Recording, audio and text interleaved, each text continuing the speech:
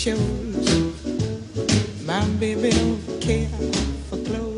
m'appelle Marianne Boulet, alias Loli, et je suis assez impliquée dans le quartier du Cours Julien par le biais d'une association qui s'appelle l'association Cours Julien, qui est une association de quartier qui est née en 1992 et dont la mission principale est la coordination sur l'événementiel qui peut se dérouler sur l'espace public et sur la coordination un petit peu des forces de proposition qu'on peut avoir dans le quartier. Et c'est en 1976 en fait que commencent les grands travaux de requalification.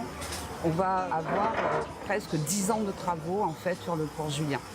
Parce que dans un premier temps, il y a la construction du parking souterrain, puis la construction du métro, puis l'aménagement de la place. Et dans les échanges de courrier qu'il peut y avoir avec les comités d'intérêt de quartier et les services techniques de la ville, il y a une volonté de gentrification et de requalification vers un quartier résidentiel. Comment il peut prendre racine dans un contexte de travaux et donc un peu chaotique. Donc tout ça est en suspens et finalement ce sont vraiment les lieux nocturnes qui vont trouver plus une place. L'association Cours Julien, elle a aussi créé en 2001 le marché paysan, qui est le premier marché paysan de Marseille. Donc ça a été une grande bataille, parce qu'elle a subi, en fait, d'une certaine façon, une grosse pression des lobbies des revendeurs qui existent déjà sur l'ensemble des marchés que l'on peut trouver à Marseille. Et petit à petit, on voit émerger une nouvelle forme d'installation de structure. On va se tourner vers des cafés-théâtres, vers des cafés-musiques, vers des restaurants et vers des structures associatives. My baby don't care for cars and races.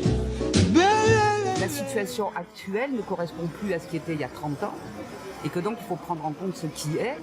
Donc on remarque dans ce quartier effectivement une quantité de graphes complètement époustouflante. Les graphes aujourd'hui qu'on trouve sur les murs du quartier du plateau sont cités en exemple dans tous les guides touristiques qu'on peut trouver sur Marseille. L'Office de tourisme de Marseille met en exergue les visites guidées des graphes du plateau. Donc c'est une valeur ajoutée finalement.